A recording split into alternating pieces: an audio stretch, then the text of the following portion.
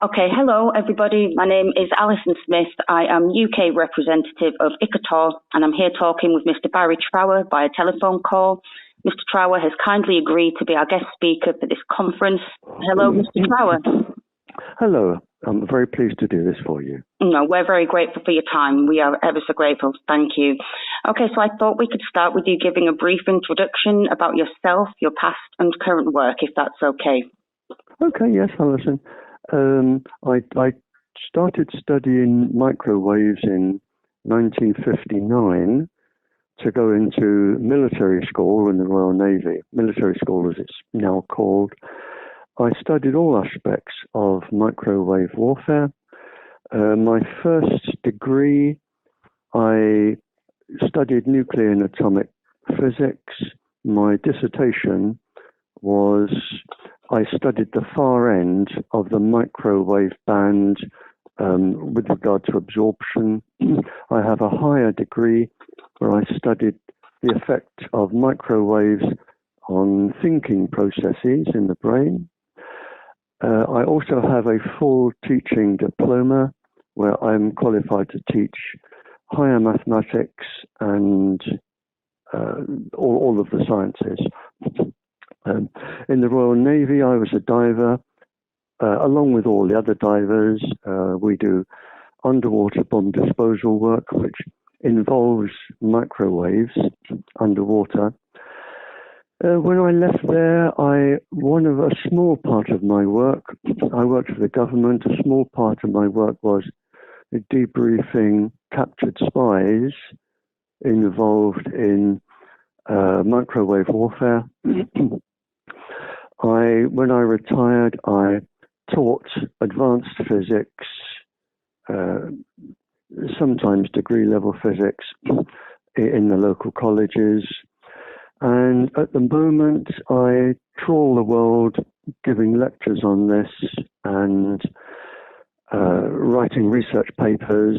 And I'm the author of the highly confidential report on the Police and Emergency Services communication system for the Police Federation of England and Wales, which you have that system. And I'm also the author of the higher confidential report. One is a most confidential, the other is a higher confidential report for the senior officers. And periodically I do television documentaries and write research papers, which one at the moment, my last one, I think has been translated into 84 languages, and I'm told it is being spread over 100 countries at the moment. There you are. That's fantastic, Barrie. I appreciate that. So the next question is, well, we both know that this conference is to raise awareness of electronic harassment of innocent civilians. They're known as targeted individuals and, as of recent years, Havana syndrome victims.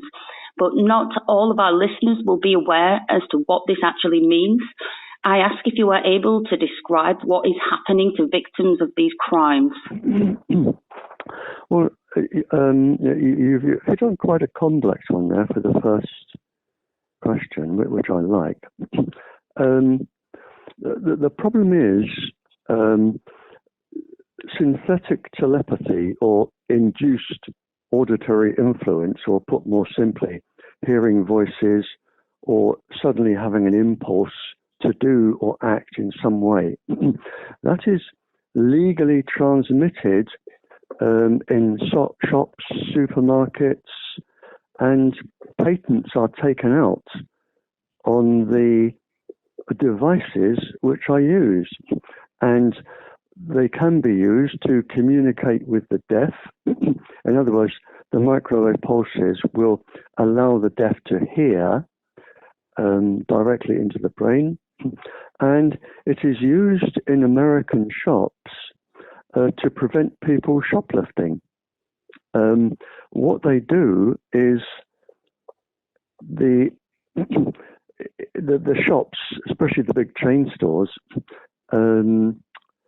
if they see somebody they think is shoplifting or going to shoplift, they can induce a voice straight into the brain that says, we're watching you, put it back or leave the store or we'll call the police. And the person will look shocked and look around because nobody else would hear it. It's directed straight at that person's ear. And I have a note. I wrote an essay on this 10 years ago. And I wrote here that one chain store, just one shop, saved $600,000 in 9 months by preventing shoplifters. And there are patents out on these machines. And they're not complicated. I mean, to me, any 15 or 16-year-old school child that understands simple mathematics and an element of science could make one. The only complication you may have is knowing which pulses to put into people's brains. When I was debriefing spies, I made a list, which I also published. I made a list of, I think it was around 60 neurological and physiological conditions that can be induced by putting pulses into the brain. I think the current list today, where people are still experimenting with them, it's around 600 or 700. Now, as they develop more parts of the human body and they recognize the cyclotronic or circadian resonant frequencies of the certain molecules, biological structures, then once you do that, you just make a pulse frequency that will interfere with them, using either resonance, constructive or destructive resonance. And so the fact you may be hearing things, you may be a mile from a chain store and hearing somebody saying something, because they go, with these microwaves, go straight through the stores, into the streets, into the houses. And it could be people talking to deaf people. So your first job is to determine whether it is not accidental or incidental, and it is deliberate. It certainly is deliberate in some cases, because it is the perfect stealth weapon. And if you want to induce, they say that any mood or behavior can be induced. And I know this has been proven by two very senior scientists. One of the scientists put a device close to a bull, a charging bull in Spain, where they have bullfights. And he went out into the arena in his normal clothes. And as the bull charged, he just sent a microwave pulse to the bull, and it just stopped there and was looking for grass to eat. And then he switched it off, and the bull charged, and he switched it on. Now, if you can do that to a charging bull, I have seen these pulse frequencies induce sexual aggression, sexual violence, causing harm to somebody. If you think of a mood or think of something that you would want somebody to do, there is a pulse frequency that can do it. And I know after every Olympics, I often get a call from some trainer from some country where the person, the athlete, was just about to get a gold medal, and all of a sudden they dropped whatever it was or had a moment's lap of concentration, and then they went from gold down to bronze. And somebody was saying to me, every 4 years they say, can that be done from somebody hiding something in the stands? And I said, of course it can. It's been done since the 50s and 60s, and has been perfected for the last 60, 70 years. So, yes, but yours could be accidental, or it could be somebody just saying, let's try this, and we'll try it all on young women, we'll try it all on young men, we'll try it on builders. So it's one way to get an entire population sick, or to do what you want.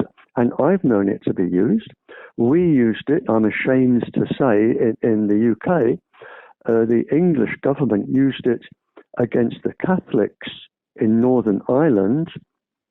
The Americans used it against the nuclear disarmament groups, the women who camped outside the American base in England.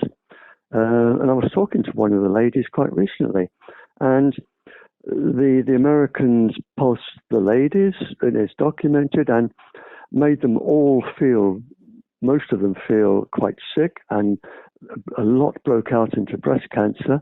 And of course, when you're feeling ill and you've got breast cancer, the last thing you want to do is start demonstrating. So it is a weapon, and the last one was made just a couple of years ago. Its nickname is the Growler, and I read somewhere that it was tested on military people, and it just dropped them to the ground straight away. And it can be beamed from anything on the road that drives. It can be beamed from helicopters, planes. So if you have a huge demonstration and you want people to stop, you put the Growler on them for a few seconds, and that will do the trick.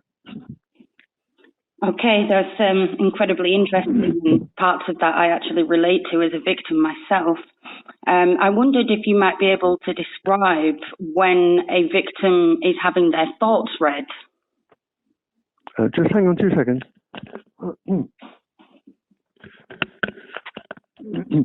Sorry, I'm just having a drink of water. I've got to keep. We are in the middle of a heat wave here.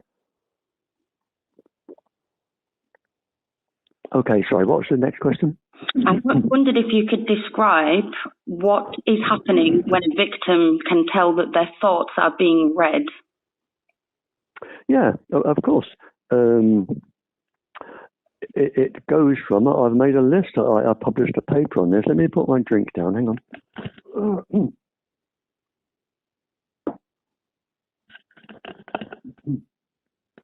Right, I'll give you the official public list. It can be, let's have a look, here we go.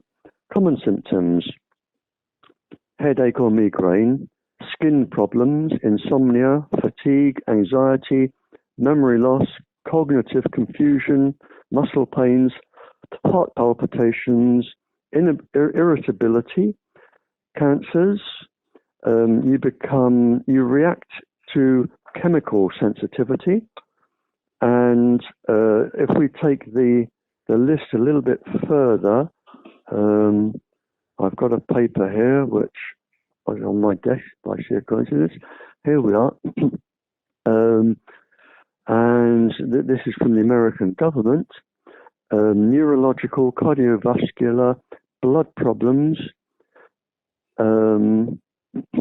Here we go. Headache, fatigue, perspiring, dizziness, menstrual disorders, irritability, agitation, drowsiness, sleepiness, depression, anxiety, forgetfulness, suicidal tendencies, and that goes right down to if the blood-brain barrier is compromised, and it's not difficult, microwaves will cross the blood-brain barrier, which is really, it's like a net, and they make the holes a little bit bigger. It stops toxins going into the brain, rather like a fishing net catches fish. But microwaves, they change the size of the holes. And it says here, once the blood-brain barrier is compromised, the individual could develop severe neuropathological symptoms, die, or become seriously impaired neurologically. There you are. Thank you for that, Mr. Trower. That's fantastic. Barrie, can you call me Barrie? Of course I can, yes. Thank you, Barrie.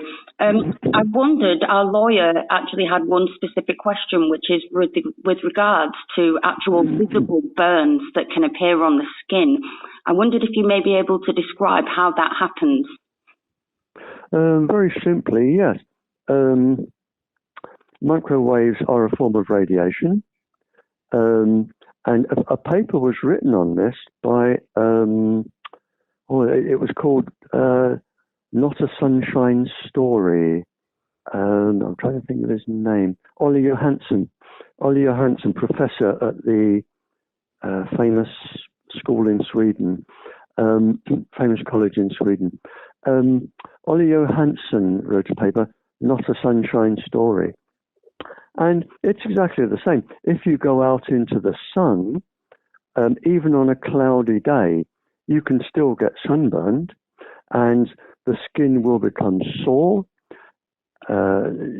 It will start to feel immensely tender, and you can, if you have personal defects in the skin, like moles or anything like that, or freckles, you don't have the pigmentation necessarily to defeat the electromagnetic waves, and you can develop skin irritability and skin cancer from microwaves, and it's only a matter of time because they act the same as the sun does on your skin, only the radiation takes longer.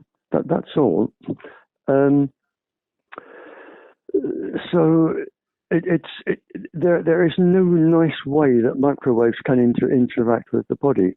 And of course, people using cell phones will often say that when they stop making a call, especially if it's several minutes, that the entire side of that head feels warm.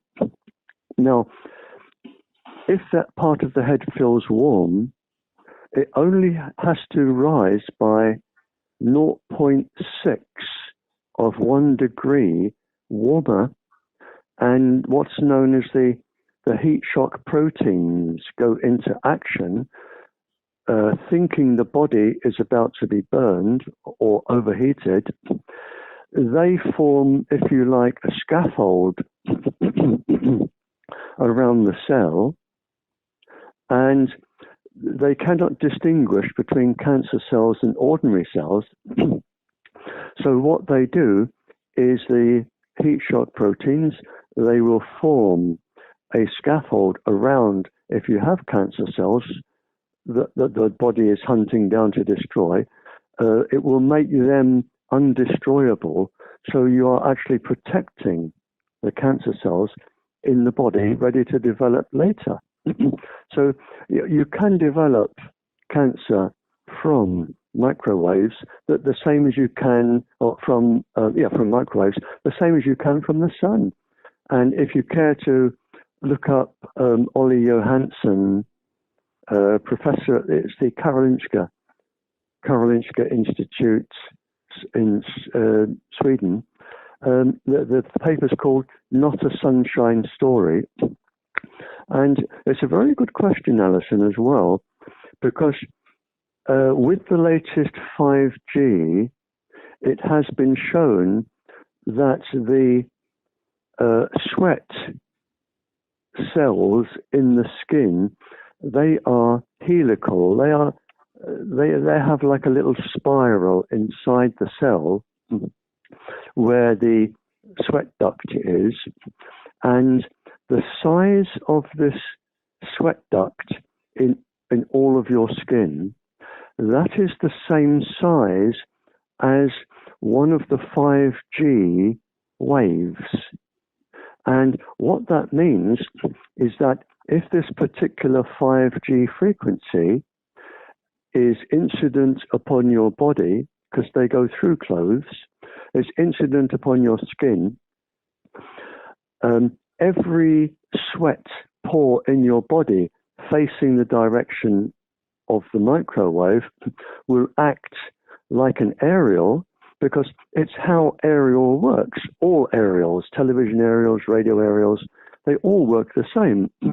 You send a wave that is the same size or a multiple of the size, and when the wave hits the aerial, it sets up a vibration in the aerial.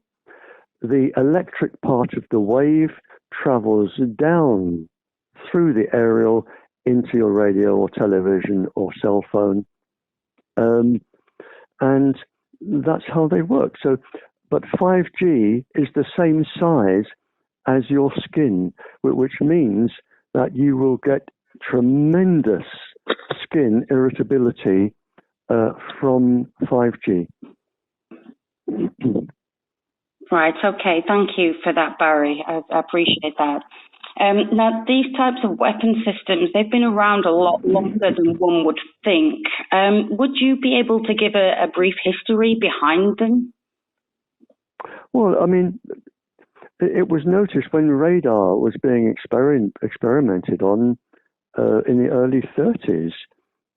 It was known then that when they beamed in a particular direction, it would have a disastrous effect on the cattle.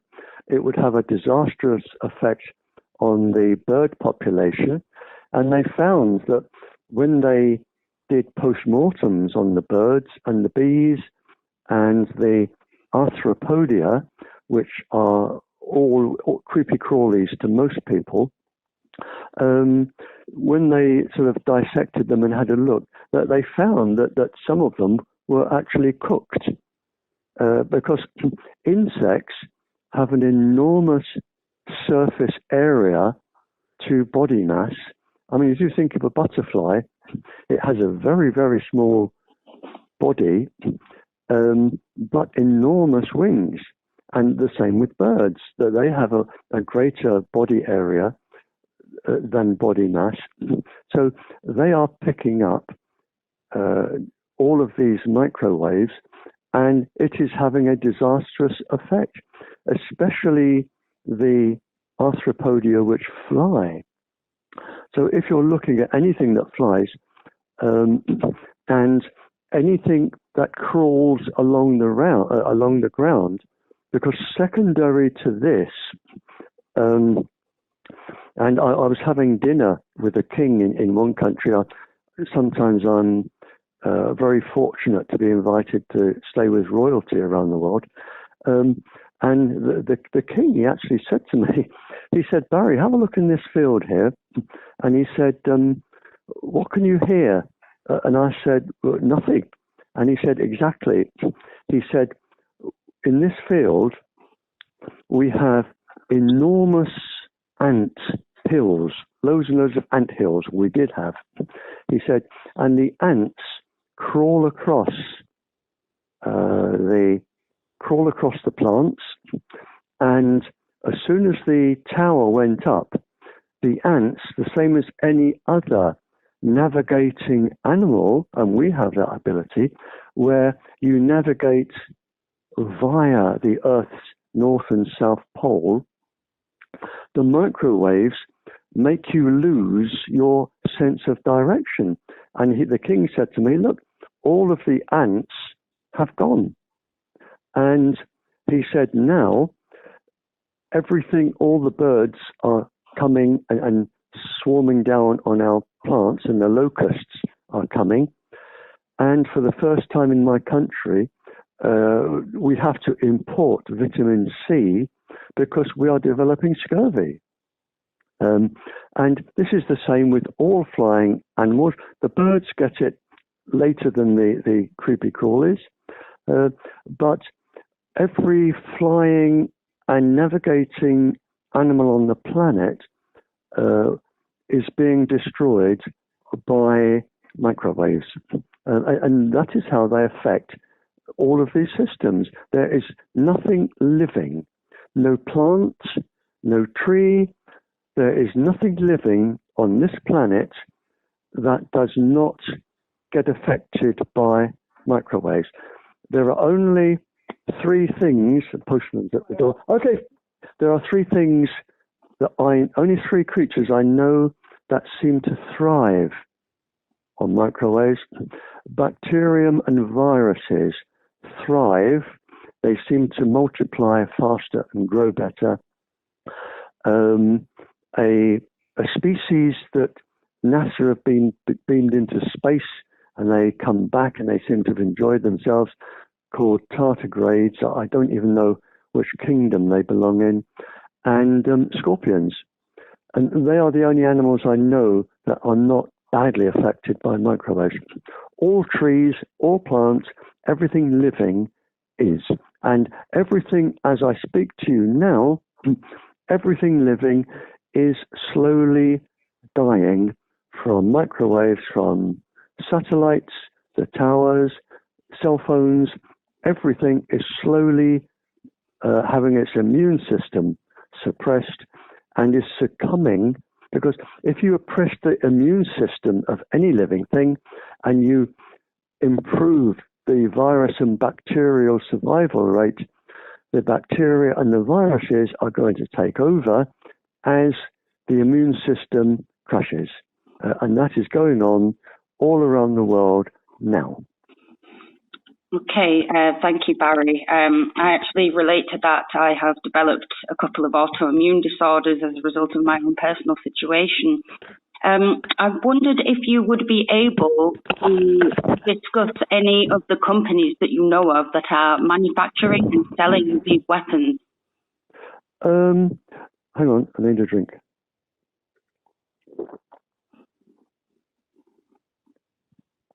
Well, the companies selling these weapons, I can give you the patents for them even.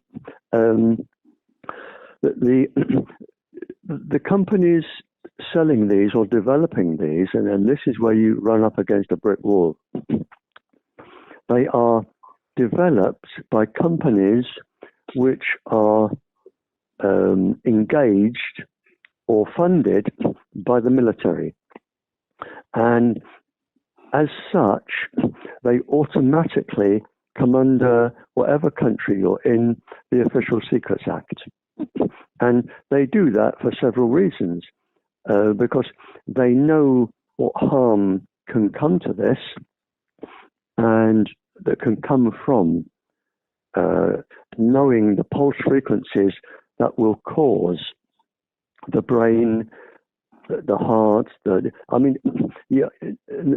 these days, you can affect, in your body now, Alison, there are around 10,500 biological structures. Every single one can be made to change its job or stop its job by microwave frequencies. Every single one. I can affect your vision. I can make you speak in a funny voice. I can cause you to have instant diarrhea. I can cause your whole bell to collapse. I can cause your heart to change its beat. And for this reason, the people developing this, something I abhor and disagree with totally, is that they use monkeys and other mammals and insects and insecticides and all sorts of things. But they try them on animals, and then they get the volunteer. Sometimes prisoners often volunteer to get their sentences reduced. But can you get hold of the companies? The simple answer is no. But what some countries have done is especially where you have a university that is strictly funded for and by the government will say to the university, we want you to produce an instrument that will send this pulse frequency out, and we want it to change this molecular structure. And 6 graduates who want to do a PhD doctorate will jump at the chance because all expenses paid. They don't know it's going to be used for harm. They are just following the directions laid down, and they will produce it.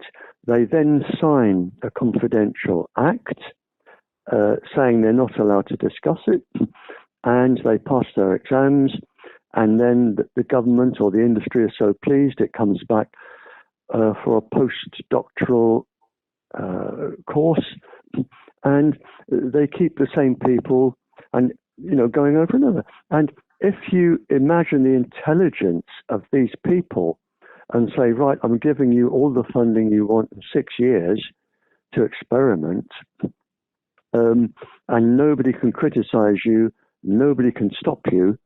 Imagine what teams of people can come up with.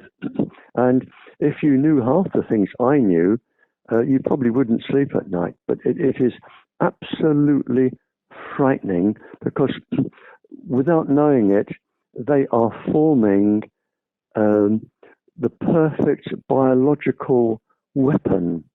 I mean, if one country wants to act against another country, what if you could create, and this can be done, and I promise you this can be done, and I've known it for 20 years. If you want to create a plague, an infection across huge swathes of fields where the food is all contaminated, the animals are so contaminated they can't be sold, the plants will not grow. It is easy for plant, or what you call biological warfare, or physiological warfare on people and animals. You can, these days, you can create viruses and bacterial growths over any part of the world, any country all at once over the world, and you can do it from any part of the world. You haven't got to be there. It's incredibly easy to do, and to my knowledge there are 16 countries that have the ability to do this, to cause mass infection across an animal species, a plant species, or a human species. And they are still practicing that today. Okay, thank you, Barrie. I appreciate that. I wanted to also ask you, if you don't mind, as to when you first became aware that these technologies are actually being used upon innocent people around the world. Oh, in the 60s. And I can give you when I first became aware. I was a Royal Navy diver, and I'm not saying this because I'm especially clever or brave. All divers from all military services do what I do. I am just one of several thousands around the world. I was taking a bomb to pieces underwater that were planted to blow up a sort of an oil installation. And the visibility was absolutely dreadful where I was down. So, excuse me, I came up and I spoke to my buddy who was, when you dive, you have a buddy and you can send up a distress beacon or something, and the buddy will come straight down and find out what the problem is. So I came up carrying the bomb, and my buddy diver, my buddy the other diver, in military language that I wouldn't dare say over the phone, reminded me. Oh, there's a delivery man out there. He's going to make a bit of noise. He told me in military terms how stupid I was, And he said, if they're watching this now, all they have to do is pass a microwave beam onto the bomb. The photoelectric cell will go up, you'll go up with it, so will I, and so will the oil tanks next to us. So he says, take it down there out of range. And when I came up and admitted how stupid I was, he said, it's not that. He said, but it's also, if they can't see the bomb, because your back's to it, your back's to where they're transmitting the microwave, he said they will aim them at your head and make you make a mistake. He said they have the pulse frequencies that will make you confused and you won't know what you're doing. And again, you'll blow yourself up and me and the oil tankers next to us. And that was a lesson I learned. And that was 61.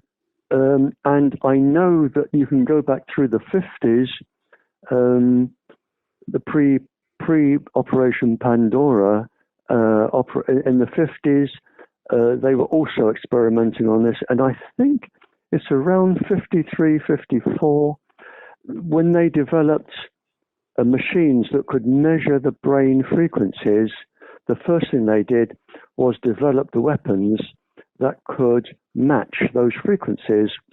And it is a perfect stealth weapon because you can cover a whole town, a whole city, a whole military barracks with this particular pulse frequency, and you can just render everybody useless.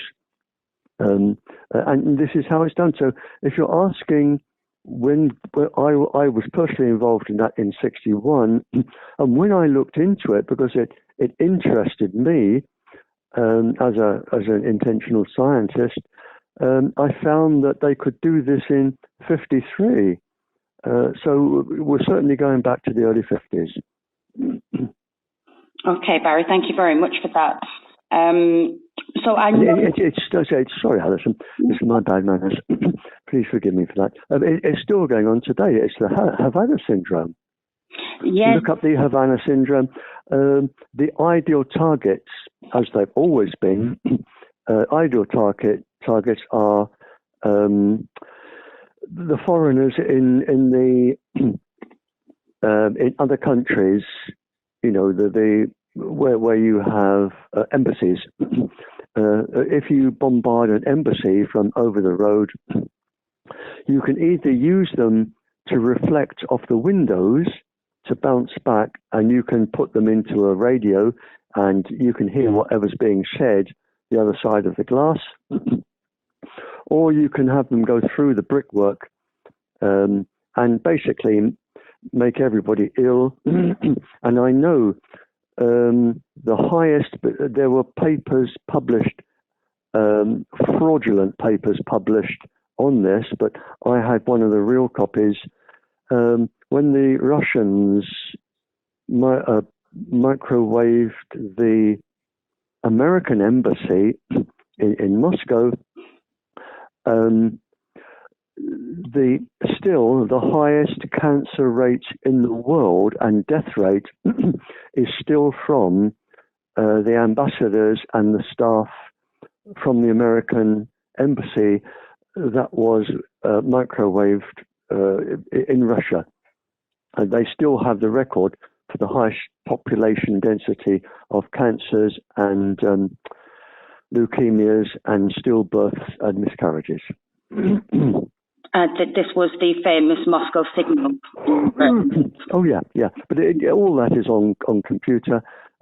Today they're still doing embassies, and it's very difficult to say who's doing it because you can do it from another country just by beaming the microwaves off the ionosphere, which is a layer of hydrogen and helium, and you can. And any schoolboy that knows geometry could give you the angle to come down.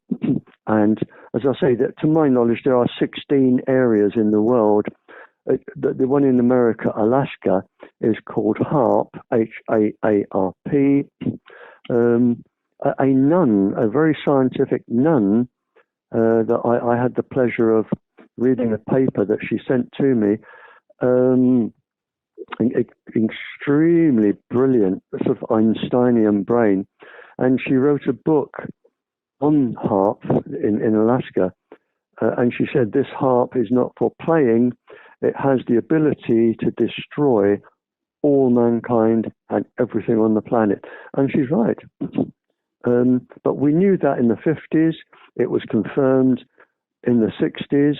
It was practiced in the 60s, 70s, 80s, 90s. It's still going on today. And if your listeners are suddenly feeling this and this and this, and there are, in an adult, 10,500 biological parts of their bodies that will respond differently to 700 pulses, and you multiply 7.5 or 10,500 by 700, you've got how many different things they can change in the body, and it's way over 3 million. Wow, that is an absolutely huge number, Barrie. I wasn't aware as to how much. Yeah, because I mean, yeah. If one country, and I know they do this, if one country says, "Look, we want to take over this country," what's the best way to do it? Now, if one country wants to take over another country, and I know I'm overrunning, but this is okay. The next people won't mind waiting for a minute. If you want to overrun a country, and I've given this in evidence in courts, you don't need to do what Russia is doing now to it's the country it's taking over. You don't need to send tanks and guns and missiles and rockets. You can do it with microwaves. It's very, very easy and almost priceless. It costs very, very little. So you can do it with microwaves, and people will leave one country and go to another country and behave like tourists, and they can just lay down, and I've given this as evidence because it has been done, to warn countries. If I came to a country, I could lay down a dormant plague, maybe one of the Black Death plagues, or a virus that causes foot and mouth or something like that. All I've got to do is lay it down, go to a country, shake out sort of a dust bag across a few fields or several fields, and then come back after my holiday. And then all I have to do is aim the particular pulse frequency that wakes the dormant bacteria or virus up, and it will then spring into life. And I've ruined all of your wheat fields, or I've ruined all of your cattle fields. And I said in my evidence, I said, now, if I want to make $1 billion, all I have to do while I'm ruining yours is breed tens of thousands of cattle or grow fields and fields and tons of wheat. And as yours is going down and you can't sell it, mine is growing, and all I need to do is multiply the cost 4 or 5-fold, and I make several billions or 10 billions of American dollars, and it's easy, and this is where people are, and they can do it. They can do it on individual people. They might come and say, let's see how this works on teenagers. Let's see how this works on elderly men, on pregnant women, on animals. Excuse me. And they can go around the country with microwaves hidden in cameras that will transmit, binoculars, even a simple cell phone can do it, up to sort of a meter, up to 1.5 kilometers range. Excuse me. it's easily done, and people will go to a country and say, oh, look, there's an interesting person. Let's see what this does to them, and they will monitor it. They will also have access to your doctor. They will hack into your doctor's computer. They will go to the person. It's really not difficult, and look at your medical file and say, look, this is what she's complaining of. She's had this, and a miscarriage, and this, and she's feeling this. We've got this right. And I have read in some cases a success is when the person goes to a psychiatrist, because it's usually when you go to somebody and say, I'm hearing voices and they're making me do this, and they're making me have diarrhea, and they're waking me up in the night, the doctor will write down psychiatrist, and the doctor will write down section this person, because the medical department in this country, the National Health Service, will not recognize this. And the government will not recognize it because they use it. And a success to somebody doing this is that you have been locked up for life in a psychiatric asylum, or you have killed yourself. That is a success, and it's chalked up as a good success, and it goes down in the book of how to ruin this country if and when we want to. Yes, it is horrific the way that they attempt to discredit people, obviously, to keep all of this under wraps. I think the last thing I'd like to ask you, if that's okay, Barrie, is... Yeah, go on, one more. Initially, why have they done this to civilians? Because now it seems to be above and beyond simple research and human experimentation. Now it seems to be just literally about torture. I can give you the answer. Hang on, I just need to change hands. My arm is going numb here. Hang on.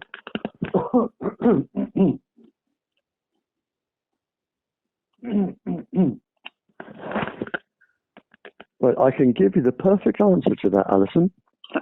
And this is going on in every country, and I think there are 273 of them in the world. And I wish that I had been the person clever enough to think this up, but I wasn't.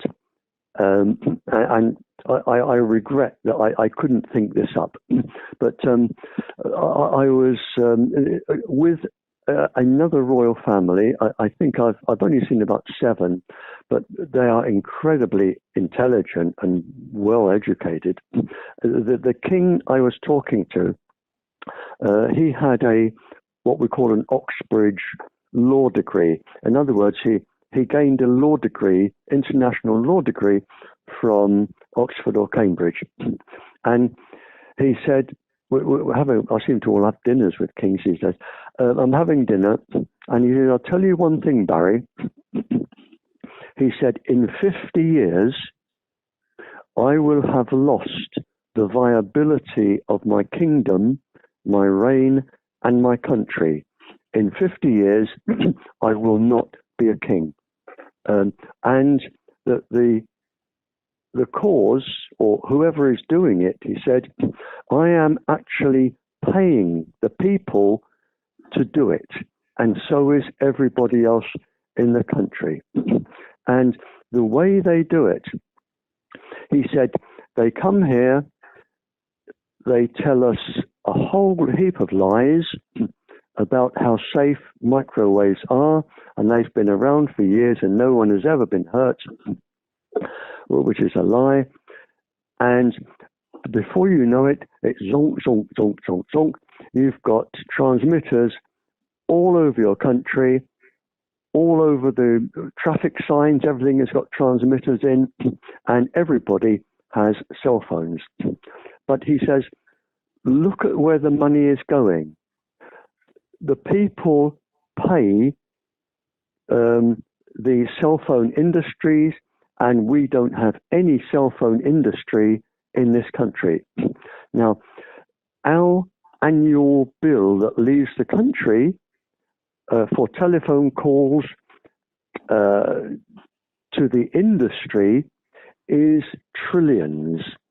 And what we get back is only a few million in where somebody, a farmer, has said, I want $5,000 for you to transmit on my land. That's all that comes back. He said, so what they are doing is they are bleeding the country dry of funding. He said, that's the first thing. All of the money all of your people spend on the communications industry is being lost. It's going out. The next thing is that we know around 40% of our population are already experiencing microwave sickness, and our health bill at our last estimate is going to go up 40-fold. So whatever your health bill is in this country, it's going up also another 40%. He said, we do not have the funding in our country to pay the increased hospital bills. We are losing our trees that we depend on, and our plants that we depend on, and our crops. We don't depend on them solely for the country. We export, but now we can't export because everything we grow now we want. So he said, my country is becoming sicker and sicker physically. We are losing most of our money every year in the trillions to the industry, and then the industry come back at us and say, look, we recognize you have a problem. We'll tell you what, if you will let us have some of your land, we will pay your health bill for you and send in the drugs. We will import food for you free of charge. And what we want is this chunk of land and this chunk of land and this chunk of land. He said, we agreed. He said, we agreed because we get free medicines, we get free food coming in, and I've given up this chunk of land, this chunk of land. And it is sudden. And the king said, I heard of a case that came to my ear of a farmer who was cycling to his farm, and he said, I was on my way to the farm, and there was a man in the middle of the road facing me with a gun, well, a big rifle gun. And the man said, he was American, and he said, if you pass me, I will shoot you. And the farmer said, but I work over there. And the man said, no, you don't. This is now United States property. Turn around, go back the way you came, or I will shoot you, or I will shoot everybody else coming this way. And he turned around and went back. So if you have a country, and I know America have done this, and you've got the land, then what the royalty isn't told is that they've had satellites orbiting the Earth doing deep penetration X-rays and deep penetration research, and they know that this land has a lot of a precious metal or a precious component that is used in medicines or something like that. And now the country that has moved over, they have full mineral and mining rights. They also have all of the water rights, and they are now taking all of your minerals and all of those rights out of the country, and they are bleeding the country dry, and it still isn't finished there. He said, we have to accept, with all of the industries they're bringing in, we have to accept their workforce. Our workforce cannot work for them, which means that we get nothing. their workforce and their immigrants coming over, they receive the pay from that country. And as now citizens of this country, they now move in and now they have voting rights. And if you think 20, 30 years to bring about the downfall of a country, that is not a long time. They are now, some of these countries, they are now bringing down the total economic and ground value of a country because they move in and they do the jobs other people don't want to do, the immigrants, and they are citizens, and the next thing they do is they are allowed to vote. And then they get one of their kind on the local council, and then it's 2 or 3, and then it becomes the city council, and then it becomes an MP. Now as an MP, they have all of the secret information in the ministerial library that they are fully entitled to. And then you've got other MPs, and now you can actually start voting and getting more MPs in and changing the country's legal system. And it's bit by bit, drop by drop, taking over. And I went to one country, I won't name who they are on air, but I was talking to the minister because they have this problem, and he just said, "You won't believe this, Barry," and we were having, not dinner, this was breakfast now. He said, "You won't believe this, Barry." He said, "We now have so many immigrants in this country that we cannot tax them because they seem to be working on the black economy, taxi drivers and that, and that there seems to be nothing coming in. But we cannot tax only the legal working people." He says, "I can't tax those because there aren't enough of them to pay the taxes to run the entire country." He said, "So the only way we're going to get tax from all the illegals we've got now, which outnumbers the legal people, so the illegal now outnumber the legal people." He said, "The only way we can get our tax is to tax everything that everybody cannot live without, namely food, water." So even the immigrants have to pay tax now on their water, their food, everything that they do, they pay tax on. And he said it's the only way we can get it now. And this is going slowly all around the world.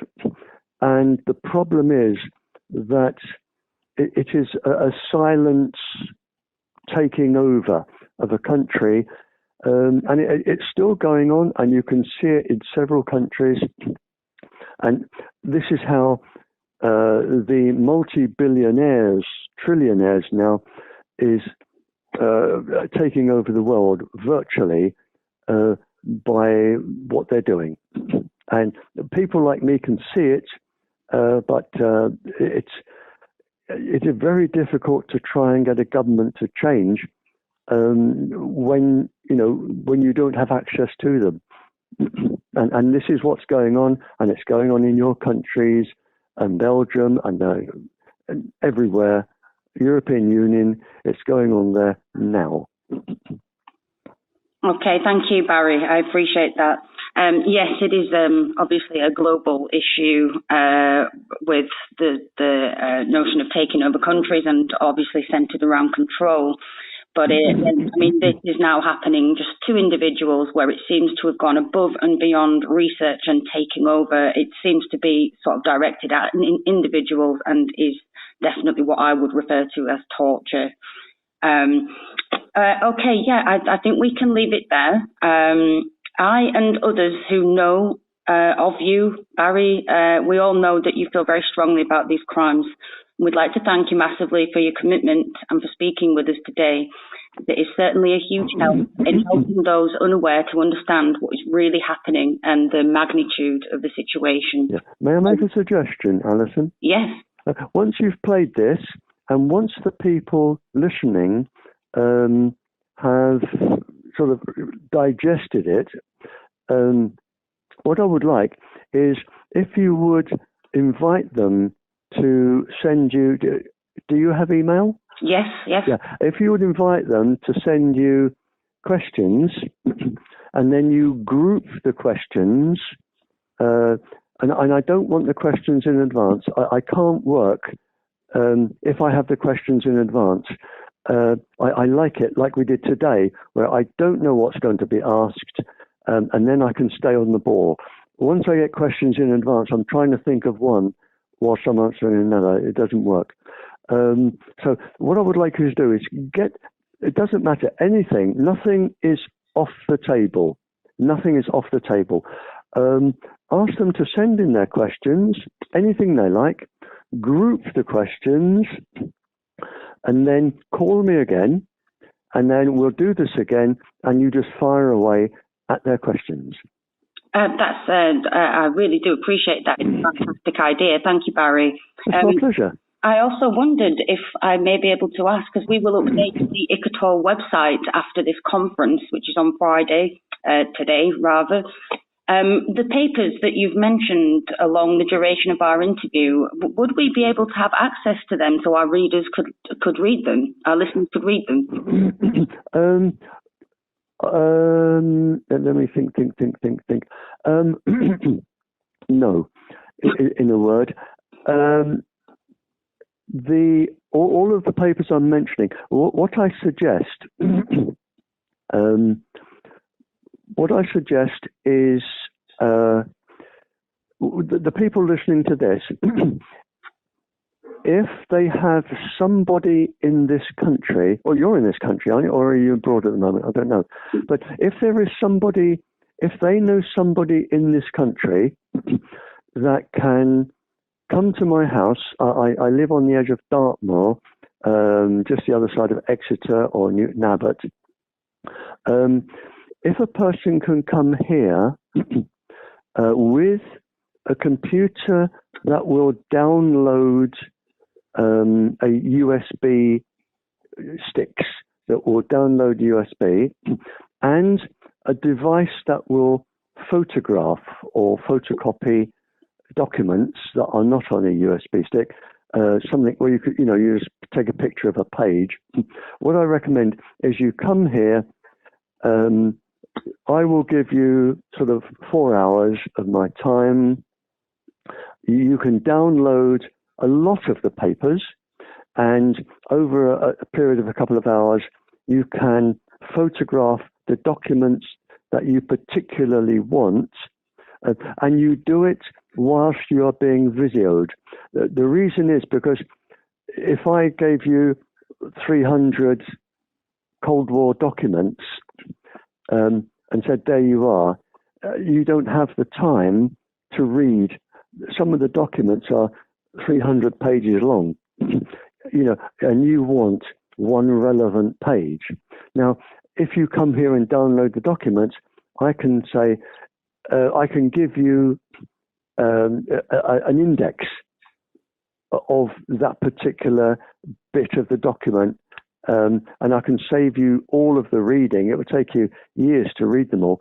And with no disrespect, some people, if you don't have degrees in physics or electrical engineering, I know you do, but if you don't have degrees in physics or nuclear and atomic physics, some of it may go over your head, and it may be a bit that's essential that goes over your head. And I know you're a very brilliant engineer, but what I would ask is if somebody can come to my house and video me giving you the sheets, and then they all come numbered, and I can say, this represents this is what they got from this was from this,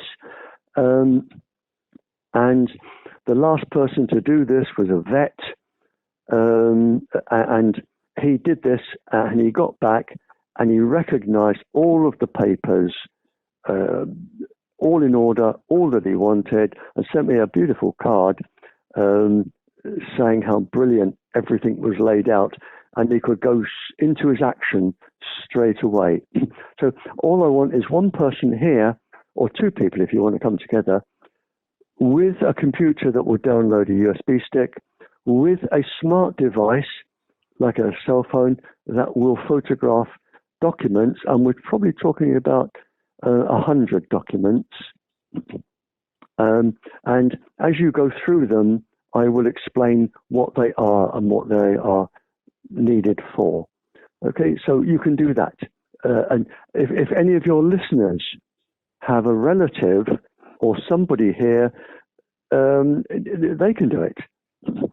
I only explain on a camera what it is and the number. And we number the pages, and I explain what it is. So if anyone has anyone living near me, I can't travel to you. I can give you 4 hours. I can give you this time. But if somebody says, oh, shoot over to Belgium or something, it's a day to go over. Then it's a day to settle down and prepare my papers, a day to talk to people. Then it's another day. And by the time I've got back, I've lost a week. And where I could have done what I did in 4 or 5 hours, I'm now 5 days behind. And I've got to try and catch up. And it's awfully difficult to catch up when you're the only one in the world. And I can have 1,000 people a month. Usually it's 600. I can have 1,000 people a month contact me. So, but if anyone can come, I mean, you can come. If anyone can come with those devices, yes, I'll give you everything you want.